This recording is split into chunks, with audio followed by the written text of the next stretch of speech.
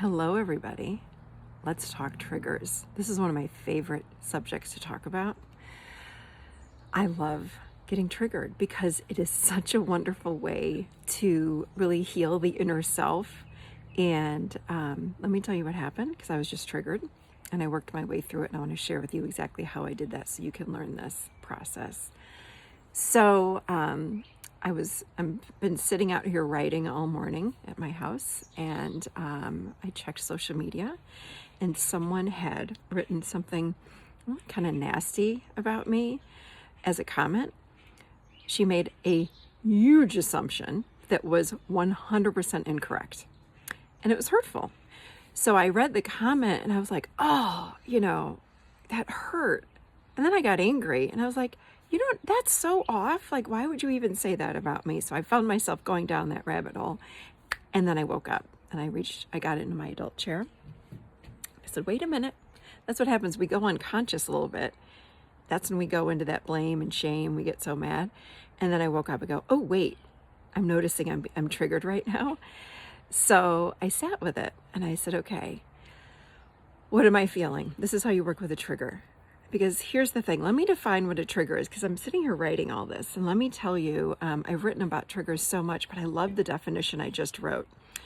So we are triggered when someone or something outside of us activates, with their words or actions, an unconscious belief within us. So understand, we're triggered because an unconscious belief within us is rising up, and someone outside of us has brought that unconscious belief up. Triggers are a wonderful way to find your inner, what Carl Jung called the shadow beliefs, which is the unknown and castaway beliefs that exist in our unconscious mind. So you get it? This is why I love to be triggered, because it's one way, and an easy way, if you're willing to look at yourself and your stuff, it's one way to find what's going on in the unconscious or subconscious mind. Basically, it's just not conscious. And when you're triggered, those old beliefs they rise up to the surface. And typically what humans do is we blame others and we shame others and we get angry and all of this. So when you're triggered, you can sit with it and find out what's going on inside, and then you can heal that part of you. And then guess what? That trigger comes back less and less and less. And then poof, at one point it's just not there anymore. So this is what happened anyway. So I read the social media comment and I was so hurt. Anyway, so I sat with it. This is the process. I sat with it. So when you're feeling triggered, sit with what emotions are coming up. So I felt really hurt and I was really angry. And I said, okay, what's underneath the anger? Because when you're triggered, you typically fall into hurt or anger or something like that. So I said, what's underneath that though? And I sat, and then I realized, as I just dropped deeper into myself, that this woman that commented had triggered this part of me. Remember, in the adult chair model, we work with parts. It's not all of me, but it's a little part of me that came up that said, I'm unlovable.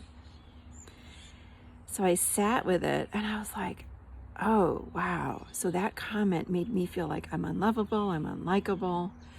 Ugh.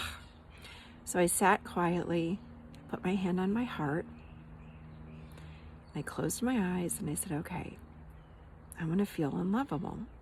And I sat with it and I slowed myself down and I did some deep breathing and I just felt unlovable. Now, I'm very visual. This does not happen with everyone, so please don't judge yourself if this doesn't happen for you. But what happened was I then saw myself as a little 3-year-old, so my inner child came up. And she was standing there and she said, I am unlovable. And I said, oh, honey, I love you so much. I said, to me, you're so lovable. And she said, really? And I said, yes, you are. I love you so much. And I just imagined her. She came toward me and she gave me this hug and I hugged her right up. I mean, I loved her up. And I felt my inner self, the adult me, get filled up. And then now that I'm thinking about that woman's comment, here, let me just check in. It's like neutral, it's gone. That's why I love working with these triggers. And wait, let me tell you, because this is happening right now. This just happened with me. I feel the words that come to me are peace. And I honestly feel the words come up like, it's okay. Like she's clearly in pain and she's judging, misjudging.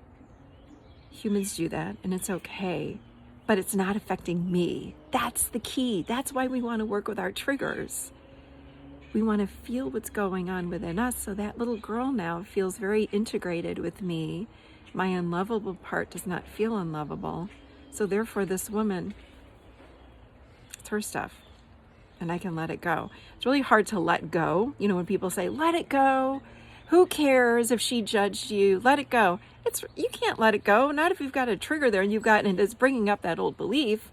We want to go blame and shame that person and get all of our friends and family to get on our bandwagon, siding with us, telling us again, and we want validation that other woman is a bitch for saying whatever. Don't do all that. You don't need that. Work with your trigger yourself, okay? Powerful work. It was very easy. So those are the tools that's the whatever that was, 4-step process on how to get to it. But sit with yourself if you are triggered. I'm telling you, it's freedom and it's inner transformation, and it will help you to stay living in your adult chair. Powerful stuff, you guys. All right. Hope this helps. Love you. Have a great rest of your day.